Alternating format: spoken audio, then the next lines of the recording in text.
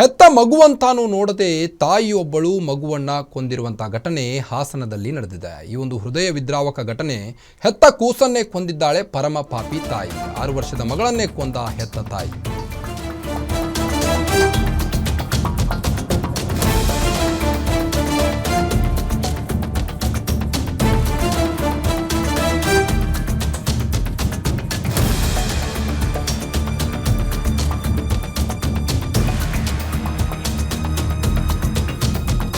ಏನ್ ಕಾಲ ಬಂತು ಗುರು ಅಂತೆ ನಾನು.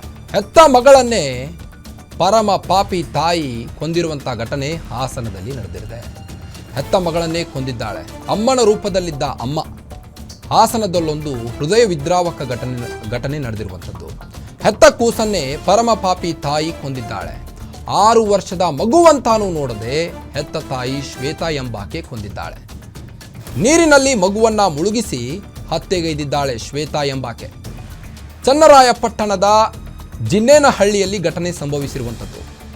ಅಪ್ಪ ಅಮ್ಮನ ಜಗಳದ ಪ್ರತಿಷ್ಠೆಗೆ ಮಗು ಬಲಿಯಾಗಿದೆ. ಈಗ 4 ವರ್ಷದಿಂದ ಪತಿಯಿಂದ ದೂರವಾಗಿ ಪತ್ನಿ ಶ್ವೇತಾ ದೂರವಿದ್ಲು.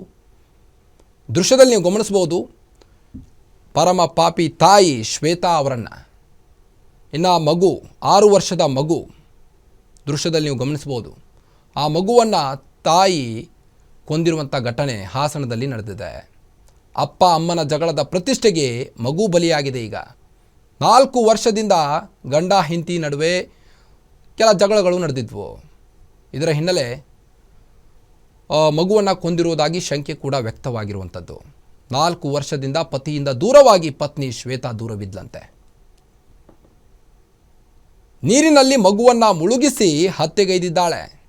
ಚನ್ನರಾಯಪಟ್ಟಣದ ಜಿನ್ನೇನಹಳ್ಳಿಯಲ್ಲಿ ಈ ಒಂದು ಘಟನೆ ಸಂಭವಿಸಿರುವಂಥದ್ದು.